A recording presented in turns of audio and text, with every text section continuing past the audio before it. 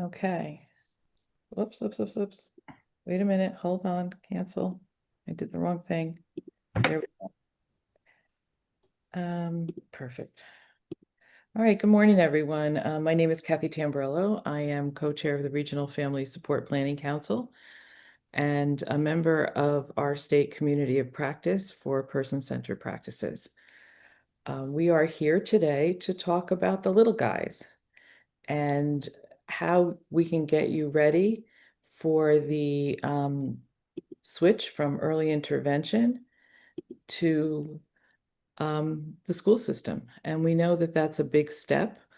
All of us involved with the community of practice and the Regional Family Support Planning Council are family members with lived experience.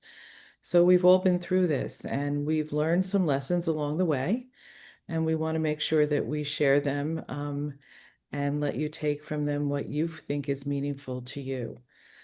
We will be focusing today on a hands-on type of workshop, which is a little tricky when you're doing it remotely. But we have sent out ahead of time a form that will let you create an all about me for your child.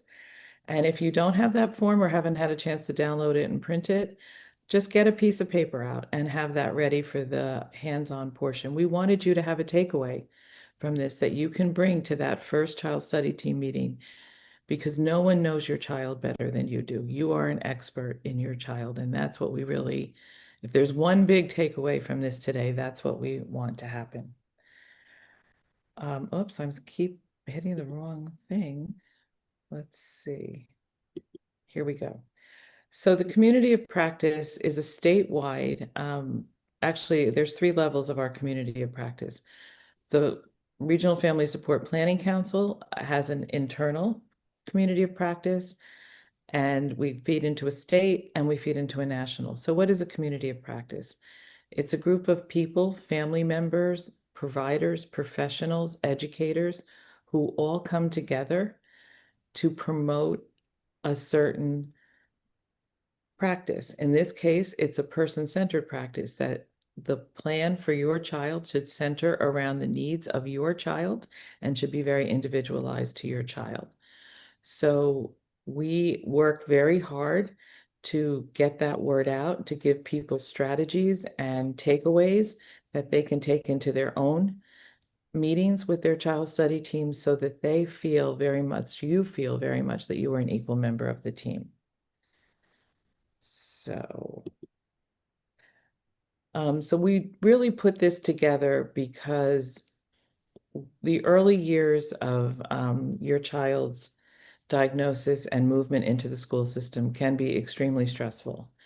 It's a lot to think about. You worry about the future. You worry about getting the best supports and services for your child, and it can be overwhelming. We really feel very strongly that building a team from the beginning, a collaborative working team that you are an equal member of, is critical. And you want to start that off at the beginning, and you want to take that through all the school years so that your voice and your child's voice is very much at the center of how things are planned.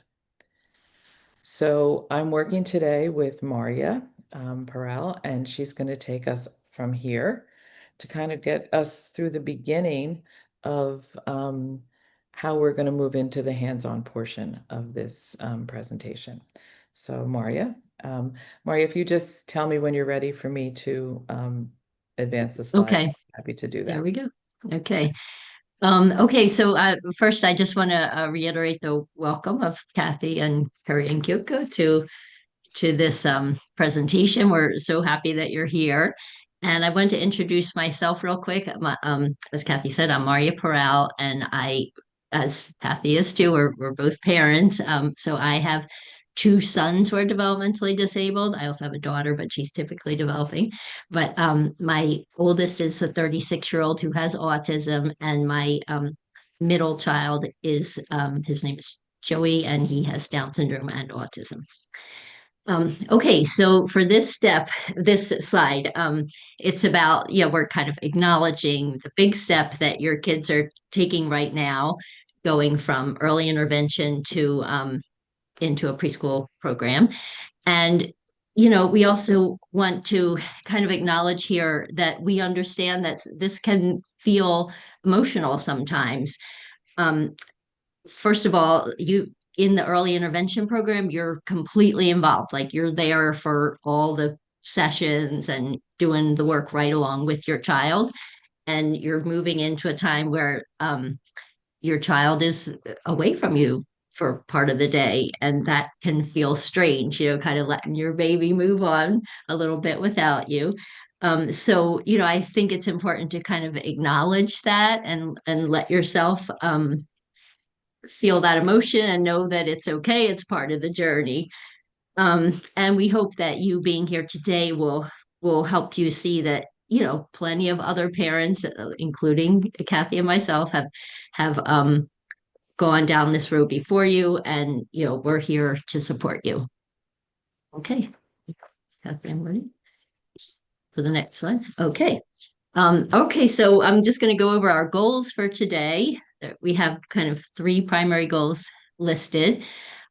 We want you to kind of get a feel for, in general, what is special education? What does that even mean? And we have this little soup pot with alphabets in it because we're kind of acknowledging that a lot of times special ed can feel like alphabet soup. Like there's, ABA, ESY, FBA, like you'll hear all these terms. And we don't want you to be intimidated by all of those. We'll be introducing some of them today. And we've included, you'll be getting like resources at the end, a list of resources, and there's a glossary of terms in there. So you'll have access to all that. And I want you to like understand that you should be patient with yourselves in getting to know all those. Like it doesn't happen overnight, but eventually you will get there, though. You'll know what all of them are. um and then the second one, so to be ready to share your expertise about your child. And, Kathy said that in the beginning, that you're the expert. I like, that's what I really want to emphasize here. You are the expert. So, you know, you're going to be meeting with people like to plan programs for your child, and they're all experts too. And sometimes that can feel intimidating. But I want you to be sure of your own expertise, because nobody ever will, in a room that you're sitting with people in, nobody knows that child better than you do. So that's a lot of expertise. When when Joey was little, my guy with Down syndrome, he had leukemia. And so he was up at CHOP a lot, Children's Hospital of Philadelphia. And during that time, they had this incredible, office where they really tried to bring into the culture of the hospital of family and patient-centered care. And I felt that so much when I was there, that when this team of doctors, it was a teaching hospital, so there'd be like this little team that would walk in and stand around the bed and talk about what's going on with Joey. And I always felt like they saw me as equal to them in terms of my expertise. And I used to think back then, because I didn't feel like that was the case in the world of special ed. Like later, I would be in the school and think, I wish it was like it was at CHOP. Like they would see me more that way. And I want to say, I think we're making a lot of progress that way. And, we're trying to help with that progress by making you aware yourselves of your own expertise in regard to your child. And the last goal, we want you to be, prepared for this transition into preschool with like a joyful, positive outlook. We don't want you to feel afraid. Like we want you ready to approach the process with joy. You know. Okay, Kathy, I think I'm ready. Okay. Oops, did it not go? Next slide. No, no, not yet. There we go. Okay, there we go. Okay, so always we begin with, you're going to begin with a vision for your child. And part of what we want to do today is help you articulate a vision um, for your child. And what we really want to emphasize is that your vision, it should be focused on strengths rather than weaknesses. So we have questions listed, and these questions can help you articulate that vision. So, for instance, you can think about gains that you've seen in the past year. What are the most important things your child needs to accomplish? What supports are needed to reach those goals? And those questions are just listed to help you, um, kind of form the vision. But you want to always be thinking of how can the the wonderful kid that I have, how can I bring that out to its fullest potential? And be thinking down the road, what are you hoping for your child, and you're building a vision around that. Okay, I think. I'll just add, sometimes when you go into a child study team meeting, the focus starts out to be on the things that your child is struggling with. Right. We see it as really important for you to introduce your child in a positive light with the good things that your child is doing and the strengths that your child has. And I think that will turn the conversation around to a more strength-based way of looking at your child. Okay, we're um to the next, whoops, here we go. Okay. okay, so this, we're trying to help you see like how you take a child-centered approach. So you're thinking about all the different aspects of your child's life. So how do they communicate? How do they play? How much are they out and about in the community? And I think a lot of times there's this constant kind of tug and pull between trying to fit your child into the world, but also kind of coaxing the world around to your child. And that's kind of part of the process, like is learning to find a balance between those two. And I think that's really, as you're like trying to create that balance, always remember to have your child at the center of it. What is best for your child in that, determining how to form that balance. Um, yeah. Okay.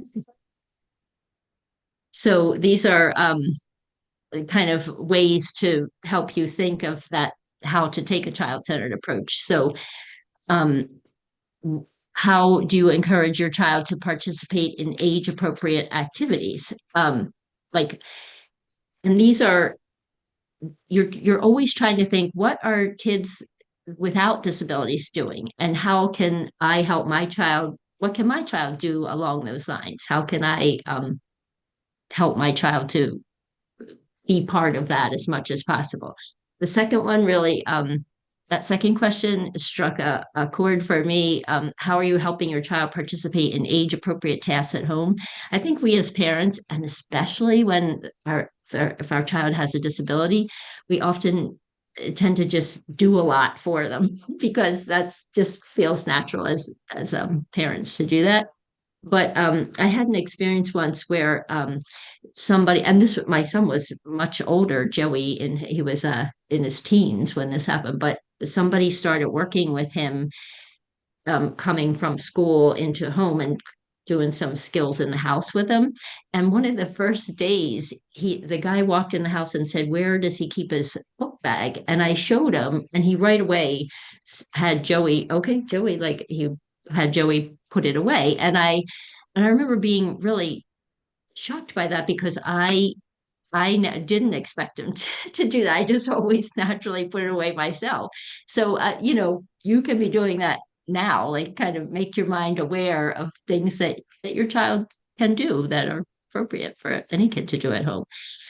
Same with age appropriate activities in the community. Like we a lot of times we think of things like story time at the library. Like there are all kinds of things out there that other kids are doing, and some of those your child might also be able to do too. Like try to be aware of those things. Communication is often a really big deal for our kids. So what can we do to help facilitate that communication? That in today's world, there's so many great apps out there, but they're also, I don't know if people still use PECs. That's the picture exchange communication system, but they worked great for Joey at one point. Um, and are you allowing your child to make choices? I think that's also really important. Like, saying, do you want this one or this one? And like helping them, learn that they have some autonomy to decide what they want in their lives. So I Um, just want to point out as well, and I'm just going to click us out of this for 1 second. Um, that resource guide, let's hope this is going to show it's thinking. There we go.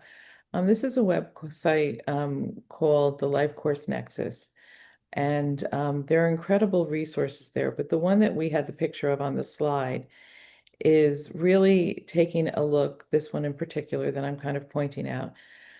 It really lets you kind of look through at what kids are doing during the preschool years and gives you a good reference to bring into a meeting in terms of thinking about what you want your child's goals and objectives to look like. So I think it sometimes, I know, my son has very significant multiple disabilities, and it was easy to kind of lose sight of what other 3-year-olds should be doing at that point because his mark was not quite there. But this is a great reference to look at in terms of the goals and objectives you're going to develop to make sure that they're bringing your child closer to what 3-year-olds do. So I have now got to go back. Can you all see the and let me say point? one other thing, Wait, just Kathy. I'm glad I meant to say about the quick guide that we have here on this slide. I hope you will take a chance to look at it because it's a great little guide. And one thing I wanted to point out at the very end, they go through like different aspects of life, and there's one at the end about family unit, and I love that they included that because it's about it's basically about you taking care of you. And I feel like that's something that we forget so easily, but that's part of having taking care of your child. Like you can only be as good to your child as you're being good to yourself. So never forget that too. That's part of this whole process. Um, anyway, okay. okay. So we're here. I'm gonna go ahead, Maria. Okay.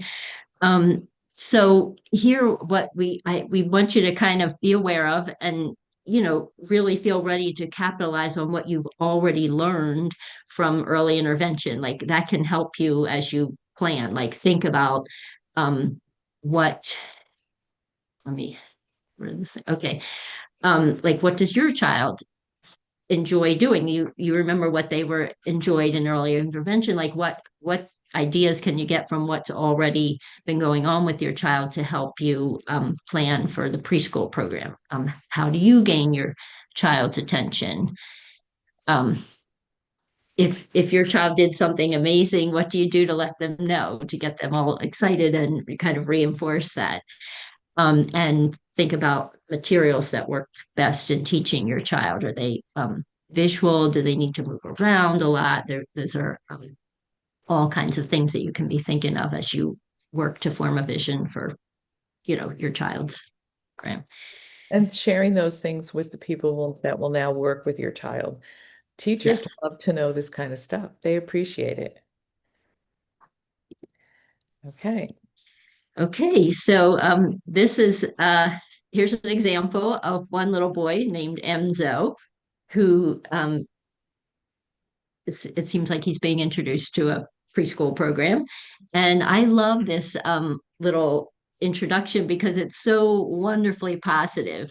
Like instead of saying he can't sit still, it's impossible to get him to sit in a chair, it says things like he has lots of energy, he needs lots of movement. So you see what we mean about like emphasizing strengths rather than weaknesses. And I have to say, Enzo reminds me a lot of my my older son Ian, who was I remember the first time that someone ever came to do an evaluation of him. It was he was 4 by that time. I'm sure he would have been diagnosed much earlier in today's world, but back then they didn't know about autism as much.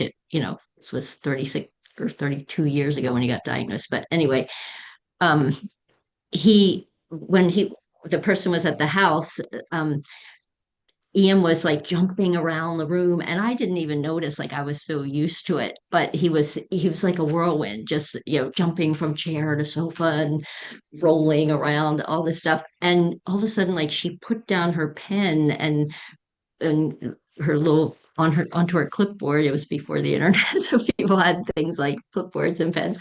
And she looked at me and she said, "Is he like this all the time?" I was like, "Oh, yeah."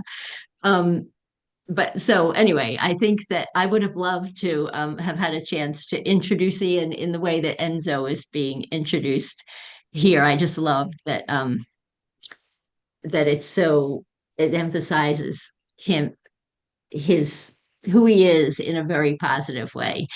And I'll tell you, I a few years after that, there was a man who um, came into our family's life, a behavior specialist through the Division of Developmental Disabilities, and he is the one that really helped me begin to see this positive approach. And the first day that he ever came to our house, my we had um, a fireplace back then that we would chop wood for because we used it a lot. And Ian, he has it's almost like a gift with hand-eye coordination and like physical ability. And he was helping my husband chop wood outside at like age 5 or something. And I remember the guy came to the house and he was blown away. He was like, "Oh my God, look what he can do." And it was so refreshing for me. And it really helped me like change my mind around to see, just to be exposed to his positivity. And that's what we want to be presenting our child in that positive light. Okay, so Okay. okay, so this is it's an example of an all about me, like one page um, way of presenting your child. And Kathy's going to be going through helping you to kind of form one of these yourselves. But you can see in this example of an all about me for Enzo that it's a very practical way of introducing him.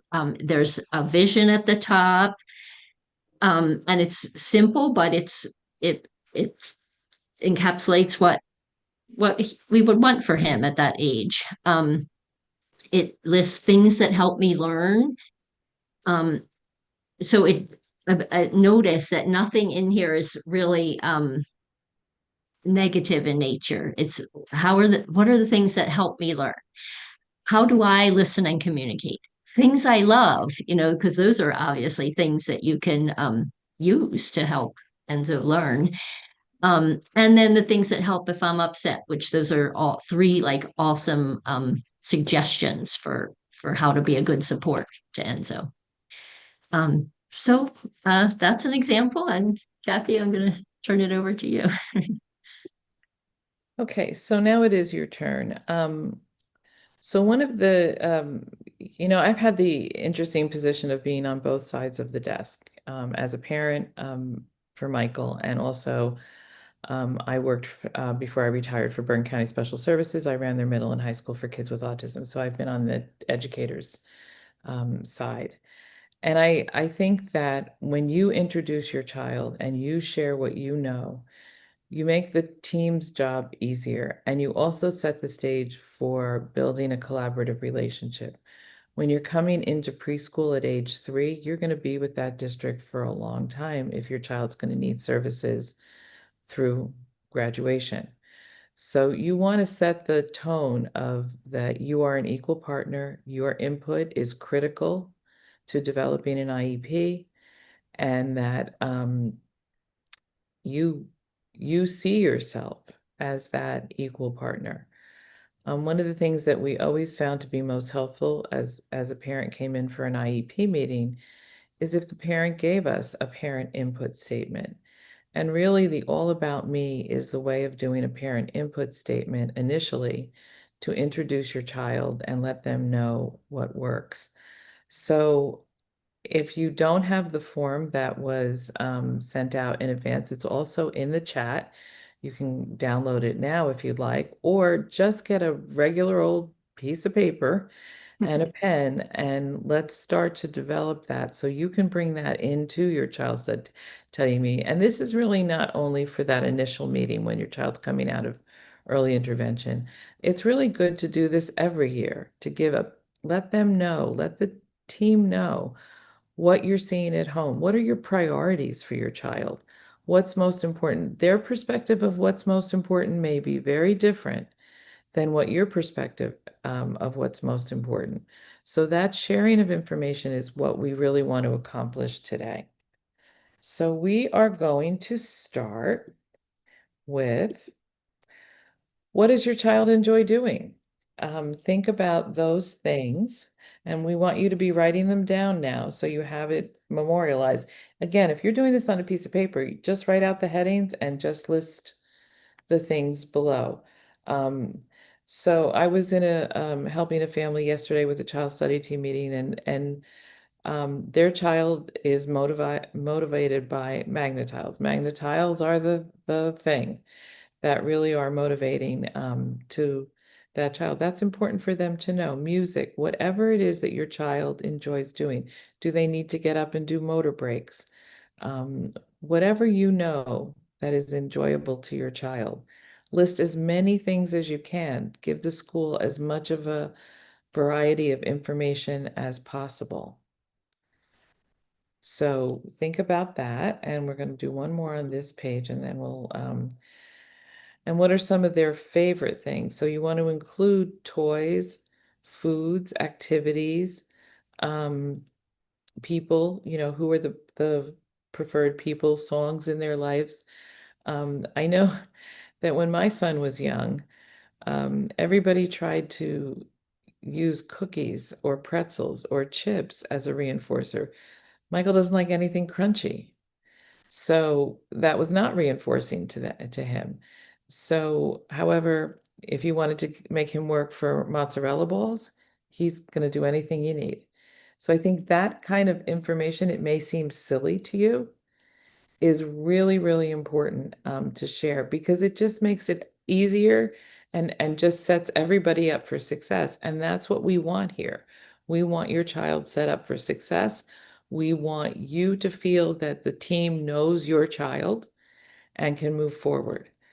So, can everybody give me a little bit of a thumbs up or a raised hand to let me know that you've been able to write down a few things about your child? I see one thumbs up. Only one? Up, two, three. Keep them coming. Okay. Um, so we're going to move on. Oops, where's my cursor? This is huge. Up. Thank you for the thumbs up. Um, it's really important. You know your child, whether your child is communicating verbally or non-verbally or with gestures, pictures, however they're communicating. You know your child. If your child is communicating verbally, but their articulation of sounds is not perfect, you probably understand them better than anybody else. But now they're going to be working with people who have to get to know them, need that time to get to know them and how they communicate. And you're not going to be there as you were in early intervention. So it's really important to let them know how your child communicates. Are they using gestures? Are there subtle gestures or subtle things your child does to communicate that they're upset? Are there subtle things that your child will do? Will they reach for things to get what they want? Are there signs? In my son's case, he did use signs, but they were modified signs. So if somebody was really rigid and knew American Sign Language, Michael's might look a little different. So I had to make sure they understood what that sign was. Um, but it's important for everyone to know how your child best communicates. And you can add to that what you've been working on, where you are, and what you might have been working on in early intervention as the next step for communication. Because they're going to take the information from early childhood team, they're going to do their own evaluation, and then they're going to build goals and objectives. So your input into where your child is currently functioning is critical to them developing that plan, because that would be the jumping off point. So let's have a thumbs up if you've been able to kind of identify and make some notes on how your child communicates. Up, I see one, two, three. Okay. Um, good. And you're going to get the forms to fill out, and you can kind of take the notes that you're making now and put it onto the pretty form later on, but you'll have the content. And it's really, every school district that I've been involved with and every family that I've been involved with, the school districts have been very, very appreciative of getting this kind of information. So let's move on. What helps me feel successful at school? Check all that apply. So we put in some, things that you might want to think to. Clear routines. There are children that need to know how the morning routine is going to go. I'm going to get up, I'm going to have breakfast, I'll get dressed, and that routine is important to them. Do visual schedules help your child? Have those been implemented? Here's a picture of what we're going to do first and what we're going to do next. Um, do you need to give your child some extra time to respond? I think sometimes, we can be in, I know when my kids were little, Michael wasn't my only child. You could be in a hurry. Does your child need a little bit of extra time to respond and let you know what they need? Do And they? I want to add, Kathy, Yeah, with that, the extra time to respond, like something that I learned along the way is that there is a real thing called like motor planning that some kids, they know what they want to, how they want to respond, but they just have to, there's like, they need to get their body to the point where they can actually get it out. And so like kind of recognizing that and giving them the space for that some kids, that's very helpful. yeah. Movement breaks could be important. I mean, again, your child, you know what's going to work. Do they need a quiet space? Do they need adult support? I think, another one that could be added here is, does your child need a warning that we're going to transition to something else? We're going to go to school in 5 minutes. So you can play for a few more minutes, but then it's time for school. So they know that there's an end to this, and now we're moving on to the next activity. Um, and anything else that you have found workable with your child, that's really helpful, because think about how school's going to work. There's going to be some very clear routines. One of the things that they'll do as they start school in September, the first thing a teacher wants to do is establish routines and get some instructional control over the kids. There'll be transitions. We'll be working on something, and oops, it's time to go to music class. So we have to put that aside and we have to get up and go to music class. So there will be all of these things that will be part of the school program. And if there are things that help your child, it's really important. So, check those off. And again, we're going to give you the whole form if you don't already have it. How does your child react when they're upset? So all 3-year-olds, 4-year-olds, 5-year-olds will get upset at times. Um, and what will they do, first of all? Will they withdraw? Will they have difficulty sharing? Will they cry? Um, do you see them starting to, tense up? What are some of the things that you see that oops, this is just a little too much? And then how do you calm your child? I think that's really helpful for the staff to know, how to best calm the child. Again, we had examples of things that worked for Enzo, a beanbag chair, movement breaks, pressure, whatever works for your child. Do they need just a little time in a quiet area? How does your child calm down? Some kids march into a preschool at 3 like they own the place. And other kids, they don't want to leave mom or dad or whoever is bringing them, and there might be crying. And, how can we want the staff to be ready for that? I happened to drop off my 3-year-old grandson this year for preschool, typically developing child. He marched in like he owned the place, but I saw this little girl crying terribly on the way in and crying on the way out. And, the teacher was holding on to her and, helping her. So I think it's important to know what might be triggering your child and how are they going to react. Okay, let's talk about daily living skills. So, I think that you want your child to be as independent as possible. And those are the types of things that can get worked on in preschool. And those are the kinds of things that it's so important to have that collaboration with the preschool team. Because if they're working on some of these independent skills, you also want to be able to reinforce them at home. Um, I, at times, when my son was little, would send in a video of this is, how he's managing eating at home, or this is how he's playing at home, or this is how we're working on dressing at home. So I think it's important to let the staff know where your child is. Are they completely independent in eating?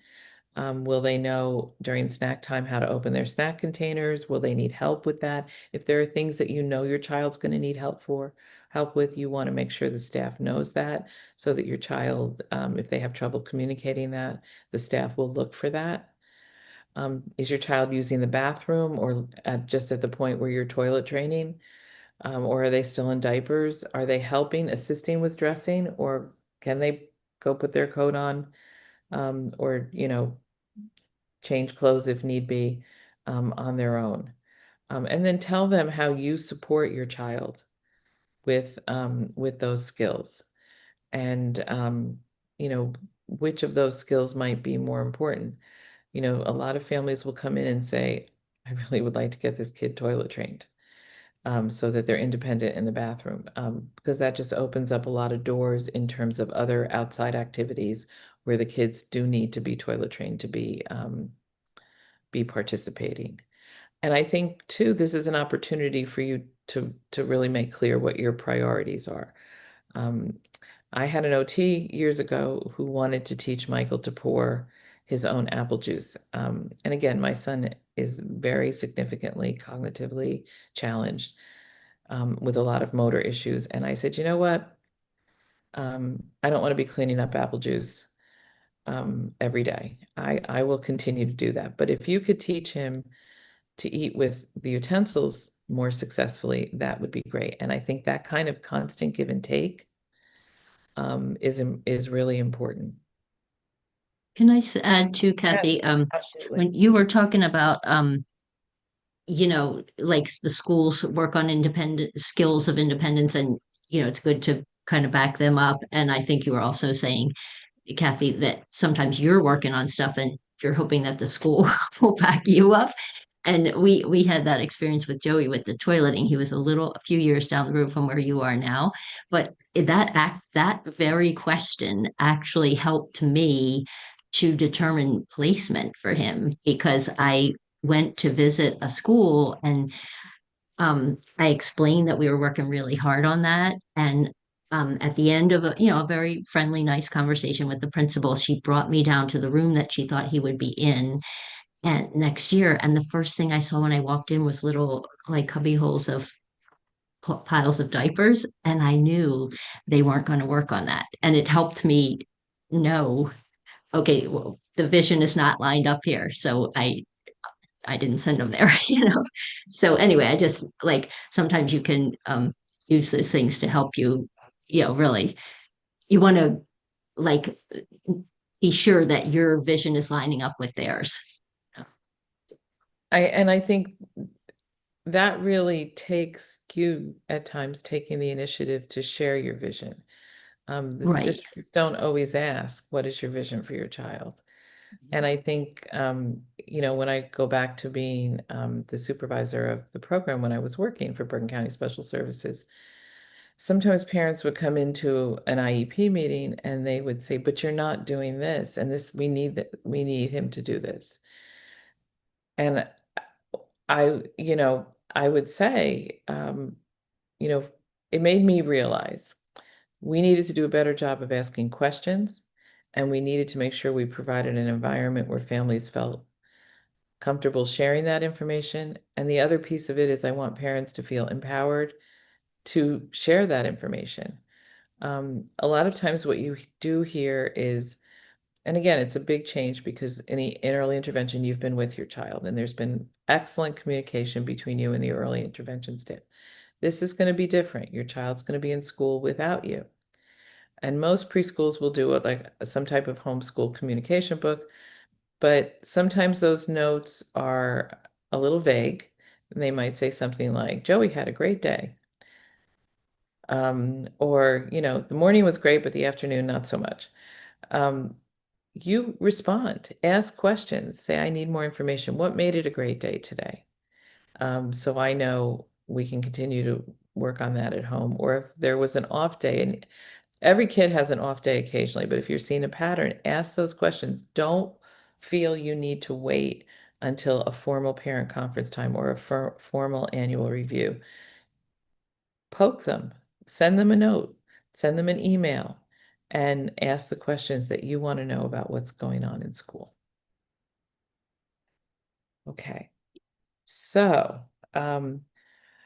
I hear a lot as families are coming out of early intervention about some of the anticipation of that first meeting and going in and sometimes I hear it in a very negative context that I have to go in and I have to, fight for what I need. And I really would like to change that narrative that you're going in to collaborate. And I think if you go in with that mindset and present your perspective on your child and are an active member of those meetings, an active participant in those meetings, that's the dynamic that you'll set for moving forward. So we're going to talk a little bit about that now. Um, so first and foremost, I will say, as the parent of an adult with disabilities, I sometimes find myself thinking about what would I do over? What would I do differently? And there are a few things that I would do differently. One of them is as difficult as it is when you're running a household with little kids, I'd get better organized. Um, get and don't overthink it. Do not make organization something that is, going to take you hours and hours and you never have that block of hours and hours. Get a binder, or if you choose to do it electronically on your computer, that's fine too. It doesn't matter, but put some headings in it, IEPs, evaluations, communication, and just don't overthink it. Just stick everything in there.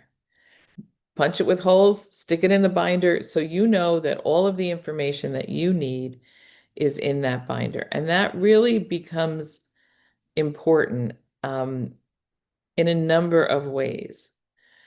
The IEP will be, you'll have an annual review once your child is into the system every year. So you'll have your initial IEP coming in at 3, you'll have an annual review at 4, an annual review at 5, and so on and so forth, as long as your child stays within the special education system. You want to go back and look at the IEP that's in place as they're proposing a new IEP because you want to see the difference. You want to see the progress. You want those early intervention documents there so you can make sure that you can share those. They should have them, but just in case, you want to know where those are, and you want to be able to use those as a reference. You always want to have the most recent evaluations.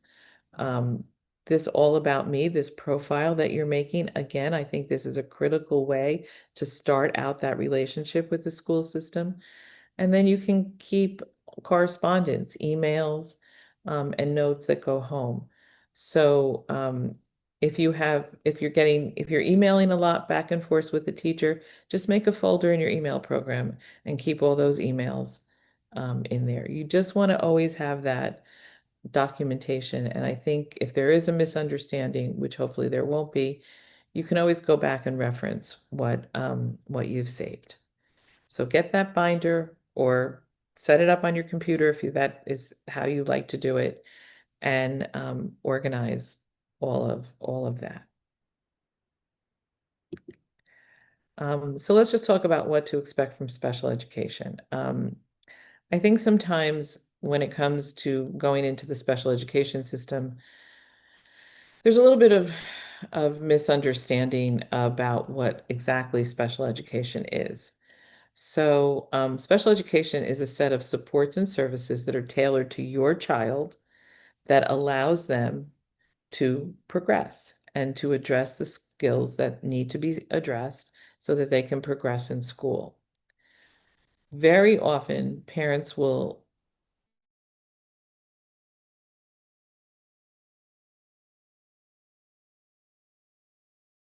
based on the evaluations that will be done. Instead, they start about thinking about where. Where is my child going to be? Are they going to be in a district preschool program? Do we want an out of district placement? They think about the place. But you have to turn that around a little bit and think about the supports and services based on the evaluations, based on where your child is functioning, and then where will that need best be met? I think we always want to start by thinking about keeping a child in their own community. And hopefully, that can be accomplished. If there are needs that are so specialized that the school cannot, then you can look at another place, but you can't start there. You need to start with getting those initial evaluations done and then looking at what supports and services are needed for your child to progress. Special education really is not a place. Special education can be delivered in a general ed environment. As your child gets older, you'll hear a lot about in-class support. That's a child who needs special education services, but is in a regular ed classroom, and those services are being delivered in that classroom. Um, okay. And Kathy, can I back up what you were saying too about wanting like having your child in their own community, the benefit of that? Now, I know it's not always possible, but it is, if it can happen, it is so valuable. Like I really saw that with my own sons. Like um my I was able to get my older son started out in an out of district placement, but we were able to bring him back home and things started happening in his life that I didn't even wouldn't even have expected. And but what I saw is that people knew him. They started to know him. Like we'd be at the gas station and some guy would look in the car and say, "Is that Ian? Oh, he was in my class in school." And for our kids, I sometimes think like they need more support, not less, in their own community. And the way they get that support is by being known. So if it's possible, it really is valuable. It is. And I see a heart coming up. That's great. I think that you also will find support within your own community in terms of knowing other parents, which makes it easier to find playmates or to participate in things like the story time at the library or, the kinder gym class or, whichever activities you're interested in, baby T-ball or kinder soccer. Um, I think in the end, as your child gets older, the more they are a member of the community, the more supports that you will find. That said, sometimes that takes working with the team to look at can those supports and services be delivered that your child needs? And sometimes maybe pushing the district a little bit to deliver them in-house as opposed to moving out. Those are all things to consider and to talk about. Again, I want you to go to that. The purpose we're doing this, all of us, we want you to go into that meeting with the confidence that you are an equal member of that team. So, and keep in mind, if obviously both parents, if that's what works for you, can go, but you can bring someone. If you wanted to bring a friend or a grandparent or, whoever, let the team know you are able to bring support. You might want to bring somebody who's going to take notes for you so you can just listen. However you want to work it, this is your meeting. and I think, you need to go into it with that mindset. Okay. So, again, I can't emphasize enough, again, having been on both sides of the desk, how we really want to, the schools do too. Everybody wants to build a good working relationship. We don't want to have a relationship filled with animosity. We want to work with you. And now I'm talking with my school district hat, not my mom hat. And we want to hear from you. Your input is everything. It's really, really important. So you want to go into this to build a working relationship.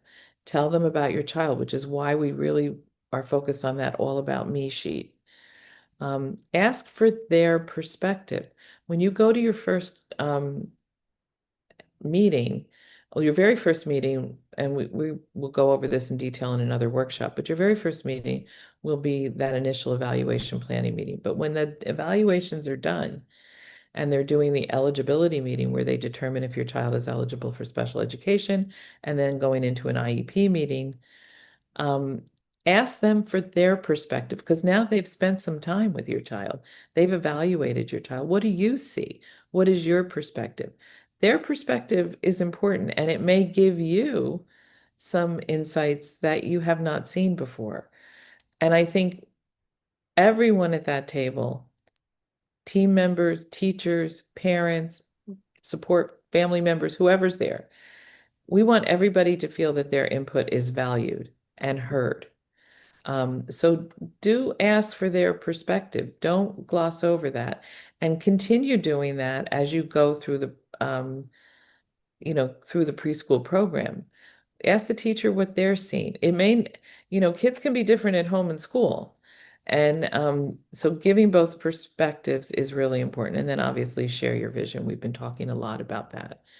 But And go and I ahead. wanted to say, Kathy, too, like I always feel like when teachers feel like, we're hoping for them to respect our point of view, but also it's a give and take, like that we need to communicate respect for their point of view also. And I think a lot of times in the end, everything is about the child. And I think when teachers feel that respect from you, it kind of makes them, more invested in your kid. They want to help your kid even more. So that is super important. Okay, so just a little bit about what makes a good advocate. Preparation and what we did today in terms of developing that all about me and kind of getting all that. That's the kind of preparation that we'd like to see for that first steps into the school district. Um, have a clear vision in your head of what you would like for your child so that you can communicate it clearly. The more clearly you can articulate what you want, what you think is important, what you know about your child, the better that meeting will go. Um, you want to know your parental rights and you want to know the IEP process. We're kind of glossing a little bit over the beginning of the IEP process today, but if there's interest, we can do another session at another time and really take a deep dive into the IEP. But you want to understand the meetings that you're going for. Again, there's a lot of meetings, they have different names, and you want to understand what you're going for and what you're supposed to get out of that meeting. The clarity that you um, have, uh, and in terms of the vision, I think is really helpful to the team as they develop that first IEP. And certainly as part of presenting the all about me, you can put in what you're asking for. Are there certain things, if communication and developing clear, consistent communication for your child is a priority, then you might want to ask for make sure that speech and there are certain priorities in the speech goals. So make sure your asks are there and what do you want? And always follow up everything in writing. When you go to that first meeting, send them an email. Thank you for the meeting. Um, we talked about this. And I'm looking forward to your response on that. Those quick little, don't overthink it. You don't have to write a dissertation, but that's just telling them that you're a parent that's on top of it, and you want to be communicating every step of the way. So let's talk about that first evaluation. When you go in the first time, usually before your child turns 3, you'll meet with the team approximately 6 months before the child's 3rd birthday. If your child's coming out of early intervention, keep in mind if your child was not in early intervention and you have concerns about your child, you can refer them to the child study team yourself. A referral to the child study team can come from anyone. And the team will review the evaluations that they are proposing to do, and they will ask for your signature. They cannot evaluate your child without your permission. So the team members should explain the evaluations that they're doing, why they're doing them, and more than likely, it's going to start with these evaluations. They'll do a psychological, an educational, a social history, more than likely a speech if your child's having any kind of speech challenges, an occupational therapy evaluation if there's any fine motor type of concerns. And that these become the baseline, the current where your child is currently. They become the baseline of the development of the IEP. There are additional evaluations that can be done if needed. They're not necessarily standard. It could be a functional behavioral analysis. So this is looking at your child's behavior if that's an issue, and it's looking at what are the causes and the antecedents of those behaviors, leading to the development of a behavior intervention plan if that's needed. A neurological can be part of this, physical therapy, and a psychiatric again if needed. If there are evaluations that you think, if you have concerns, say about gross motor, about walking, about getting around the school building safely, and they're not including a physical therapy evaluation, you can ask for that and say that we suspect that there are gross motor issues that will impact the child's ability to function in school. So these are sort of the core evaluations that can be done on this page. These are not necessarily done if there doesn't seem to be a need for them. So if your child does not have behavioral challenges, an FBA will not be done. If your child is running and able to move around a building safely in a typical 3-year-old fashion, a physical therapy will not be done. The ones on the previous page, just going to go back there for a second. These are pretty much standard. Occupational, maybe not, but these 4 are generally done. A social history, is going to be done with you. It's going to be a discussion of the birth history, family history, etc. And the psychological will do an approximate IQ. And where your child's strengths and weaknesses, are they better visually? Are they better auditorily? The educational is going to look at typical preschool skills. Do they know shapes and colors, numbers, letters, etc.? Where are they with all of that? Kathy, I wanted to clarify too, in this slide before the list of standard, yeah, this one where it talks about the signature, that signature is that's a reference to like you're signing off that you give permission to do the evaluations, right? At that point, you're not signing off on the evaluation itself. Is that's Yes. correct, right? Yeah. Yeah. Okay. Just as again a procedural. So you'll Right. sign initially to allow them to evaluate your child. When your child, if they do the evaluations and you have the meeting, which is called an eligibility meeting, where they review all of the evaluations and their findings, and let's assume they're going to find your child eligible for special education services. They will then present an IEP to you. It will be a first IEP because your child's 3, they're just going into the school system.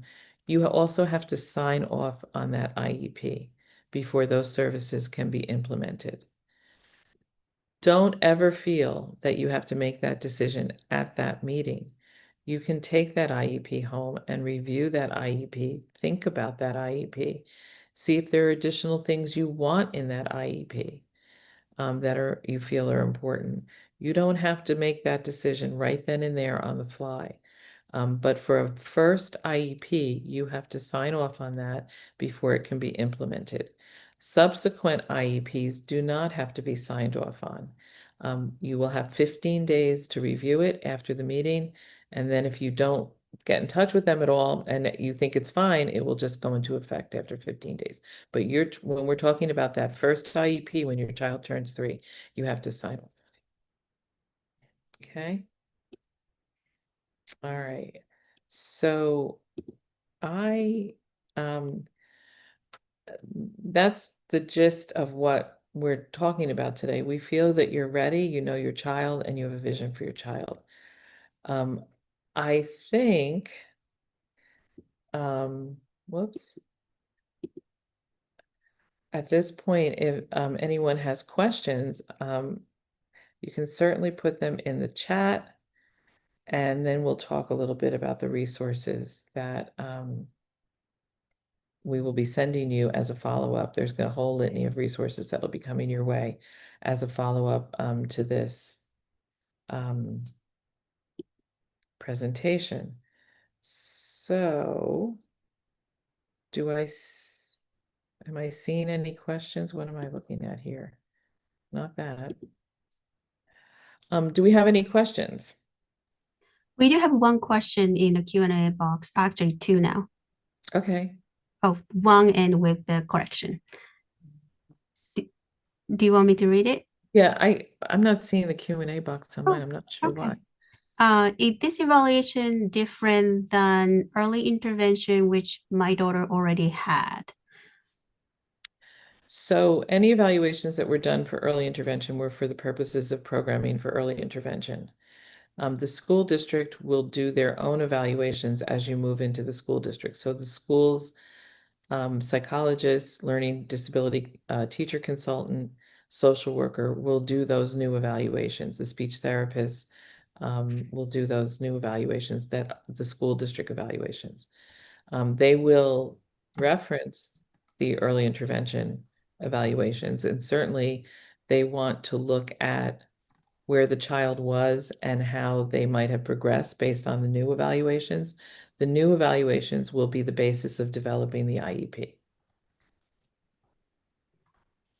Okay. And we received a thank you. Someone also asked if the recording is available, and the answer is yes. Everyone who is here and also other people who register but cannot make it today will receive the link. Okay. I'll just point out, Carrie put the resources in the chat, so they're there now, so you can download them.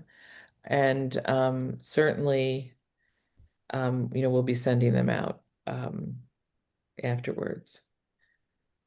Any additional questions? Yes. Are the classes really going to be 2.5 hours only? That depends on the district. It depends on the program that your child, most school district preschool programs are 2.5 hours. They usually go 9 to 11:30, and then there's a 12:30 to 2:33, whatever it is. I'm thinking that question is because you're wondering if that's enough in terms of programming for your child. I think that's a conversation you need to have with them. Some school districts will have a full day program or an extended program that might go from 9 to 1, particularly for children. You might see that more for children with autism, that there's more of an extended day program. But most typical preschool programs are 2.5 hours. Next question. My child has mild autism. However, after the evaluation, the school district decided not to provide ABA during half-day special ed program. They offered group speech twice and occupational therapy once a week. Is there anything that I can do to request additional therapy, including ABA? If not, what additional resources do I have? It's a tricky question. I think you need to start with the IEP, and this is, I think, something we can definitely go into much more in depth in a IEP workshop. First and foremost, you have to make sure that the goals and objectives that are in that IEP match what your child needs to do. Are they hitting the things that are the priorities for you? If behavior is an issue, are there goals and objectives based on behavior? If there's communication, are they robust enough for communication? Then I think you have to, ABA is a teaching methodology. So are they able to make progress with the program that they have? So you have to decide at that point whether it's worth, not whether it's worth, that's the wrong set of words. Everything is about progress. So once the IEP is developed and you feel like you have a strong IEP, you have to have clear measurement of progress. So if they're making progress and not using the ABA methodology, then your child's making progress. You have to really look at why ABA is important to that child, and can that child make progress in a more generalized setting. That really is the whole ball game. I don't know if that. Thank Okay, you. Eddie. I don't know. And whoever answered that, I can't see people. So if you can ask a follow-up question on that if that did not answer your question. Yeah, and please feel free to put additional more additional questions in the Q&A box. And I'm pretty sure that Kathy and Maria will be happy to elaborate. And meanwhile, I think we can address the next question. When will school programs start? Your child, when they turn 3, they can go into preschool at any time during the school year.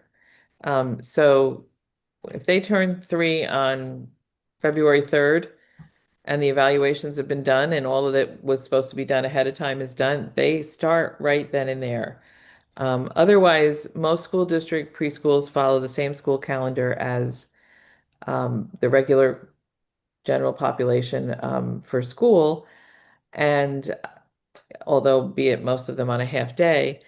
And then, for many of the preschool programs, there is an extended year program for either 4 to 6 weeks during the summer. But it's important to know your child goes in when they turn 3. So it's not that if your child turns 3 in February, you have to wait till the following September. Your child goes in when they turn 3.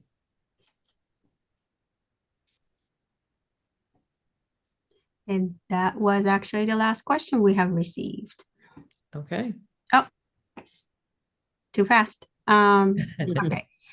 And I think the same person who asked the previous question, after reviewing the IEP, Individual Education Program, is there additional resources that I can reach out before I sign the IEP to review if my child IEP is strong? That's a good question. There is certainly you can reach out to SPAN, the Statewide Parent Advocacy Network. The Regional Family Support Planning Councils are a group of parents that support other parents. There are 10 local councils around the state. You might find some support with them. I think SPAN would be a really good resource if you really want someone else to take a look at the IEP. Keep in mind also, the IEP is a living document.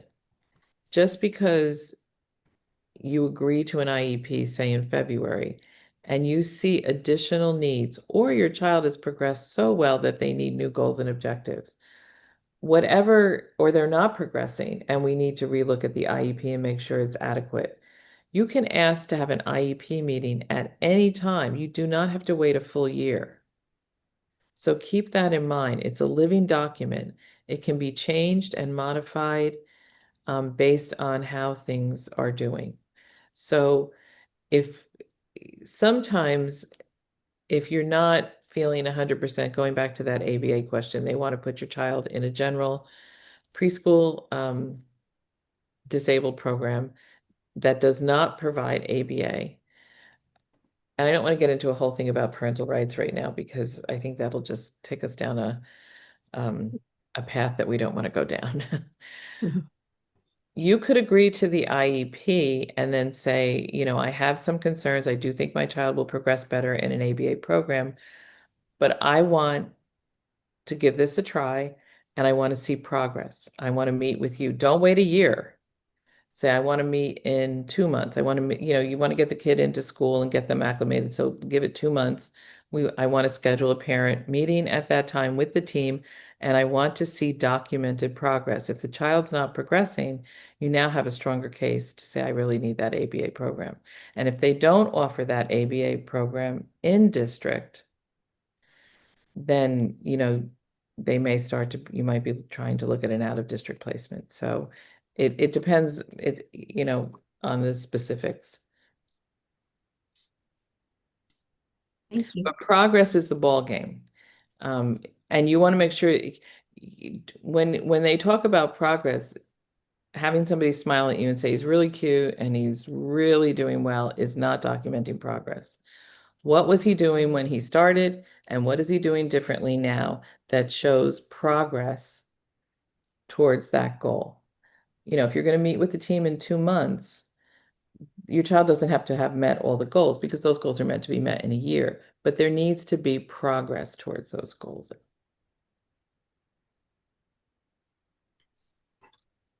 Okay. Next question is mine is turning 3 in April 18th. So whom should I connect? Who should you connect with in the school district? I would send a letter to, it depends on the school district. If you go on the school district's website, if they have a coordinator of preschool education, then that you would reach out to that person. But otherwise, send an email to the director of special services saying, I have a child turning 3.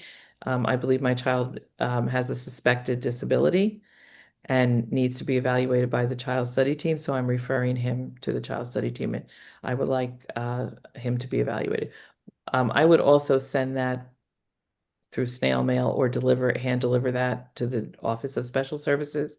Once they get that, they have 20 days to respond to you and set up a meeting.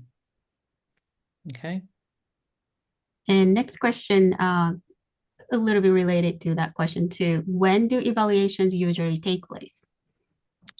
So if your child's coming out of an early intervention program, typically the early intervention program will have made the referral, and those evaluations will start prior to the 3rd birthday. So you would bring your child into the school district to have the psychological done or the speech done. And you would be there with your child so that those evaluations are done prior to the 3rd birthday, and they've done the eligibility meeting and the IEP just before the 3rd birthday, so your child's ready to start. Right. And we have answered all the questions. Okay. So I'm just wondering, would a follow-up workshop be beneficial on really taking a deep dive into the IEP? You can give us a thumbs up or, oh, you have a poll, never mind. Answer the poll.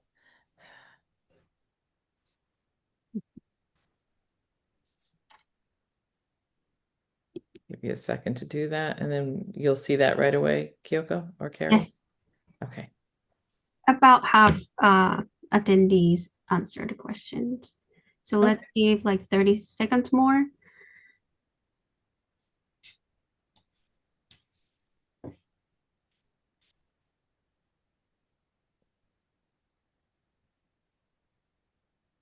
Maybe like 10 seconds, last call. Last call. All right. Okay. Oh, there we go. Okay.